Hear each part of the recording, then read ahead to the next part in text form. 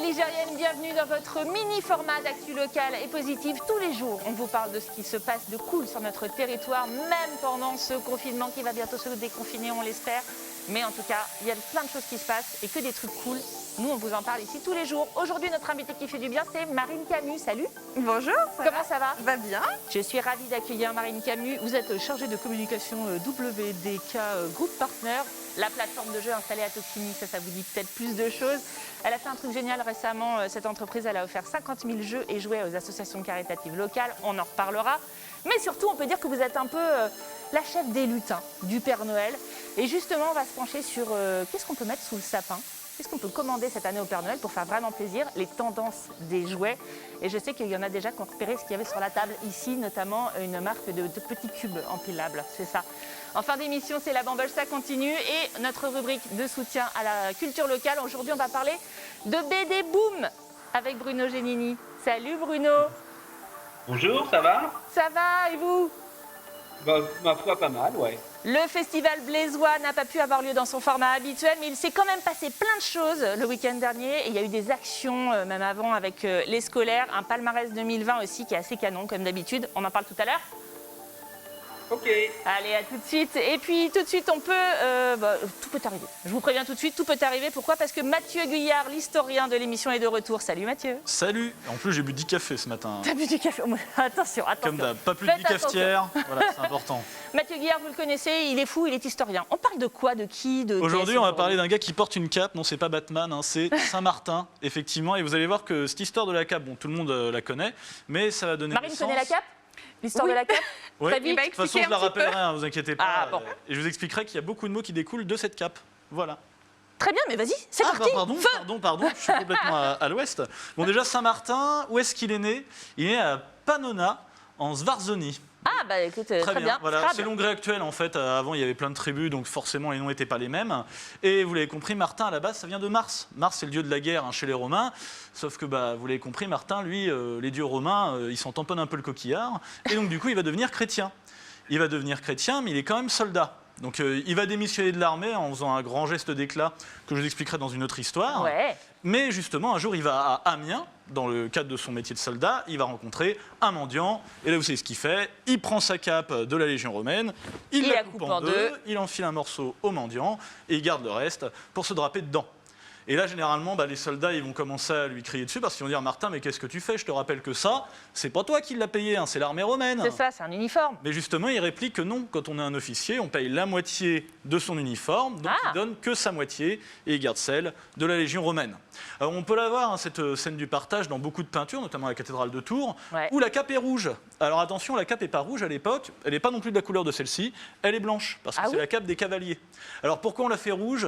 C'est parce que le rouge, ça symbolise, quand on passe sa cape, que c'est le souverain généreux. Vous voyez, comme ça, le jour où il y a un roi ou un puissant qui arrive dans la cathédrale et qui voit cette scène, il se dit « Ah ouais, mais je peux faire pareil !» Voilà, ces petits clins d'œil, donne un petit peu de ton argent, surtout quand tu as beaucoup d'oseille. Ah ouais, c'est un message caché en fait, c'est subliminal. C'est un message caché pour inciter à la générosité, notamment chez les plus puissants. Pas mal. Ça pourrait être contemporain, on pourrait l'utiliser encore aujourd'hui. Mais bon, c'est une autre histoire. Donc Saint-Martin, après, va démissionner de l'armée. Et vous l'avez compris, il va commencer une grande période d'ermitage à travers toute l'Europe. Et à sa mort, il va mourir à Cande, qui est à côté de Chinon. Eh oui. Et là, justement, bah, les moines de Cande, ils disent bah, super, Saint-Martin est mort chez nous, on va pouvoir faire un super centre de pèlerinage. Et du coup, les Tourangeaux, bah, qu'est-ce qu'ils vont faire? Ils vont kidnapper le corps de Saint-Martin, ils vont le faire remonter la Loire et ils vont l'inhumer à la basilique qu'on connaît aujourd'hui. Oui, à l'époque, c'était un temple en bois, mais on garde le deuxième morceau de sa cape et justement, on l'enterre dans la pièce qui s'appelle la chapelle, la pièce de la cape.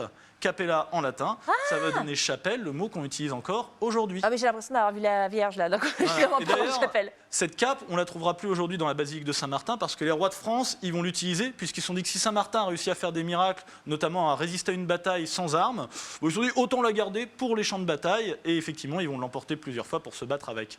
Et c'est comme ça qu'on va avoir également le mot chapelain et je crois que j'ai encore cassé le chronomètre. Ah, non, pas trop. Pas trop? Pas trop. C'est pas bon. mal. Mais on a appris plein de trucs, purée. Mais c'est pas possible. À chaque fois, c'est trop court. Alors, surtout quand c'est 3 minutes. On se revoit dans une chronique de 5 minutes bientôt.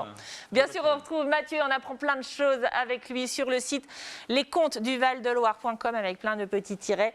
N'hésitez pas à faire appel à Mathieu. Dès qu'on est déconfiné, on refait des visites guidées. Ah ouais. Visite guidée, mousquetaire, visite guidée, Romain, tout ce qu'on veut. On se fera plaisir. Allez, on passe tout de suite à l'actu positive du jour avec notre invité qui fait du bien. C'est Marine Camus. l'assistante du Père Noël chez WDK Group Partner du côté de Toxini. C'est vous qui dirigez l'atelier du lutin, hein, je l'ai dit, pour fabriquer les jouets qui vont plaire le plus aux enfants. Vous allez nous dire ce que le Père Noël doit mettre sous le sapin, ce qu'on doit lui commander cette année pour être sûr de faire plaisir dans un instant. Mais juste avant, un petit coup de chapeau, un petit coup de bonnet, si vous me permettez. Grâce à vous, Noël va être super festif pour plein d'enfants défavorisés. Pourquoi ? Parce que vous avez fait un don incroyable. Expliquez-nous. Eh bien oui, nous avons offert 50 000 jouets neufs aux associations, notamment Tourangelle, les Restos du Cœur et la Croix-Rouge. Regardez ça, les palettes que ça représente, et encore, c'est énorme. C'est qu'un tiers du don, parce que ça représente environ 3 camions, c'est vraiment un volume important. Alors nous, ça nous permet d'une part d'écouler un petit peu nos stocks que l'on n'a pas pu vendre, parce que généralement on organise un déstockage de jouets dans nos entrepôts à Toxini fin novembre, mais oui, malheureusement on ne peut pas cette année. Cette année on ne peut pas, mais je vous le dis pour l'année prochaine, c'est ouvert aux collectivités, aux particuliers, aux associations, on peut aller se fournir là-bas pour toute l'année. Donc là c'était pas possible et du coup vous avez dit qu'à cela ne tienne. Eh bien, on va aider les plus démunis cette année, qui est encore plus compliqué au vu du contexte. Bien sûr. Donc, on espère faire 2 heureux avec ces 50 000 jouets aux enfants et aux associations. Moi, je trouve ça vraiment, vraiment formidable ce que vous avez fait. Donc, je voulais vous remercier là vraiment sur ce plateau. Mais maintenant, vient la partie conseil, chère assistante du Père Noël. Qu'est-ce qu'on commande cette année? Qu'est-ce qu'on doit mettre sous le sapin pour être sûr de vraiment faire plaisir? C'est quoi les jouets de tendance? Alors, cette année, on va commencer avec le Lego Super Mario. Vous connaissez tous le jeu vidéo. Bien sûr. Évidemment. Donc, ils se sont associés cette année pour faire une version un petit peu interactive où on a le petit Lego Mario qui s'anime avec des sons et lumières. Et le but du jeu est de remporter un maximum de pièces virtuelles. Ah, purée. Il y a une application aussi pour aider à construire son petit Lego. Donc ça, c'est une extension. On a le pack de démarrage, mais c'est une extension pour pouvoir compléter son parcours, qui est un jeu aussi exclusivement vendu chez les spécialistes, dont notre enseigne de magasin Jouer ça joue fait partie. Ah, purée. C'est le château de Bowser, ça je reconnais. Ah, oui, c'est le château de Bowser, mais on est tous comme bien. J'ai Super Nintendo quand j'étais petit. Mais moi aussi, évidemment. Voilà. Ça, c'est le truc que tu offres pour tes enfants, mais en fait, c'est les parents qui jouent. Tu sais. Ah, un petit peu. Un autre cadeau. Alors ensuite, un jeu de société, parce que les jeux de société sont très prisés en ce moment avec les familles et depuis le confinement. Donc, Apignata. Apignata, c'est un nouveau jeu d'ambiance que nous avons conçu ici dans notre entreprise à Toxini. Ah, génial. Donc, le but Touraine. Exactement. Le but du jeu est de collecter un maximum de bonbons. Donc, il y a des petites baguettes pailletées où il faut récupérer un maximum de cartes et les échanger contre des bonbons en fonction des familles que l'on récupère. Donc, un petit jeu familial. Apignata, jeu de société et il y a 2-3 autres choses encore. On a le temps pour un. Qu'est-ce qu'on peut offrir d'autre? Offrir d'autres? Alors, pour les plus petits, cette fois-ci, oui, pour les bébés. Une petite fabrique à histoire Luni. Alors, je voulais la commander, moi, celle-là. Oui, les enfants peuvent choisir un objet, un héros. Ils peuvent personnaliser leur histoire pour pouvoir raconter quelque chose.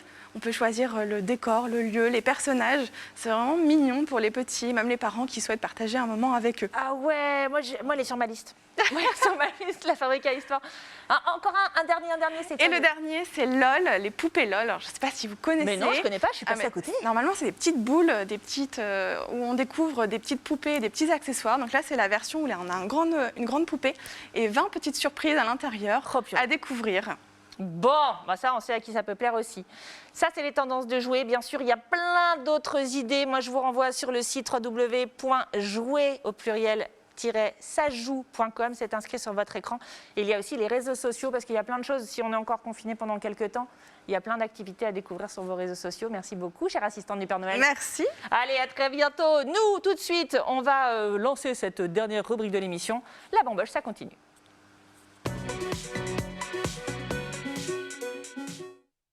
Et focus donc sur nos acteurs de la culture locaux. Aujourd'hui, nous sommes en ligne avec Bruno Genini à Blois pour le festival BD Boom. M'entendez-vous, cher Bruno? Je vous entends très bien, Le voici. Esprit de Bruno Genini, es-tu là? Oui, il est là. Le 37e festival BD Boom aurait dû avoir lieu le week-end dernier. Ça a été un peu râpé pour cette fois pour aller rencontrer les auteurs, mais toute l'équipe du festival a eu des trésors d'ingéniosité pour garder le lien avec le public. J'ai envie qu'on parle de quelques actions, notamment celle vers les scolaires, parce qu'elle a été assez importante cette année encore.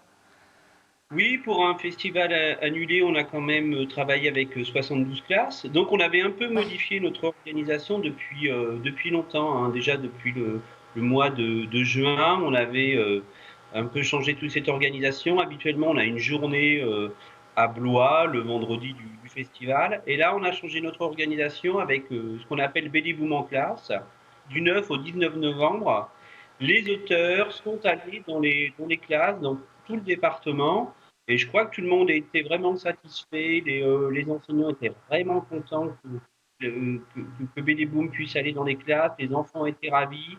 Donc ça, c'était pour nous une belle organisation. Je pense que pour l'enfant, même dans des conditions normales, on gardera sûrement un peu de cette organisation. Très bien. Donc, on met des bonnes idées aussi pour plus tard. On les conservera peut-être l'année prochaine dans des situations, espérons-le, plus normales. Il y a une autre dimension du festival qui a pu continuer aussi, c'est l'édition. Chaque année, vous vous saisissez d'un fait de société pour créer une BD qui va l'aborder. Alors, il y a l'illettrisme, je me souviens, il y a eu l'homosexualité aussi. Cette année, vous avez choisi d'aborder quel thème ? Eh bien, la vieillesse, en fait. Je ne sais pas pourquoi, peut-être parce qu'on avance en âge. Alors, en fait, peut-être que l'on s'interroge, j'en sais rien. Ouais. Toujours est-il que, oui, toujours sur des sujets de société. En fait, c'est suite à une rencontre avec la directrice de la MARPA. Donc, la MARPA, ce sont des maisons de retraite, notamment en milieu rural, avec des petites unités d'une vingtaine de lits. Et donc, c'était intéressant de travailler sur la MARPA de Montaut, donc à quelques kilomètres de Blois. Et donc, on a travaillé avec Brigitte Luciani, donc scénariste, et puis Claire Lemel, illustratrice. Alors, tout en sachant qu'on travaille sur du témoignage, mais c'est quand même une fiction, c'est-à-dire qu'on va se retrouver dans la MARPA de Montaut, donc avec une petite histoire, elle a inventé un personnage, et on va comprendre un peu le fonctionnement d'une MARPA, mais ça pose aussi la question comment aujourd'hui on vieillit aussi. Exactement, et c'est un très joli livre, ça s'appelle « On se reposera plus tard ». Je vous invite à vous le procurer, ça peut être un très joli cadeau aussi à mettre sous le sapin. Voilà, on le découvre en ce moment à l'image. Juste pour terminer, parce qu'on est déjà au bout, Bruno, ça va trop vite, BD Boom, c'est aussi une compétition. Il y a eu un palmarès, évidemment, avec un grand boom, un grand prix. C'est Posy Simon, je crois, qui l'a remporté cette année. Tout à fait, donc avec là une grande figure de la bande dessinée européenne. Avec voire du gros roman graphique même. Ouais, du roman graphique, effectivement, donc qui a travaillé pour The Guardian notamment, etc. Et donc, elle le présidera effectivement l'édition prochaine avec l'affiche, avec une exposition à la maison de la BD. Donc nous, on est ravis. Donc évidemment, elle ne pouvait pas se déplacer. On le savait depuis longtemps, même avant le second confinement, parce que vous savez, il y a une quatorzaine avec nos amis britanniques. Ouais. Donc, rendez-vous est pris pour novembre. Et puis, avec 2 tours en jeu aussi à l'honneur, avec Simon Hureau, prix Région Centre. Donc, c'est un album qui récompense un album pour sa portée citoyenne. Et donc, c'est avec son album L'Oasis, où on parle de biodiversité. Et puis, le prix Nouvelle République avec Titoine, Eh oui, avec Titoine, et je suis obligée de vous couper parce qu'on est déjà en train de déborder, mais Titoine, il avait un message. Regardez, parce que c'est tellement rigolo. On l'écoute. En bref, merci d'avoir récompensé ce petit produit non essentiel de 200 pages, parce que grâce à vous, pour moi, la bamboche, c'est pas fini. Allez, salut. Et ouais, la bamboche, c'est pas fini. Non, la bamboche, ça continue, on est d'accord. Merci beaucoup, Bruno Génini, pour BD Boom, www.bdboom.com et puis BD Boom sur les réseaux sociaux pour avoir toutes les infos et retrouver tous les albums dont on a parlé aujourd'hui. C'est la fin de cette émission. Déjà. Oui, je sais, ça passe trop vite. Merci, Marine, d'avoir été avec nous. Avec plaisir, merci à vous. N'hésitez pas à aller sur le site de Sajou et vous procurer tous ces magnifiques jouets et bien d'autres, bien entendu, pour passer un joyeux Noël. Nous, Mathieu, on se dit à très bientôt. À très bientôt, oui, pour d'autres chroniques. Vous passez ma lettre au Père Noël? Ah oui, pourquoi pas. Allez, on avance. Il n'y aura que des Legos dessus. Allez, nous on se retrouve demain pour le dernier Minute de la semaine. Salut!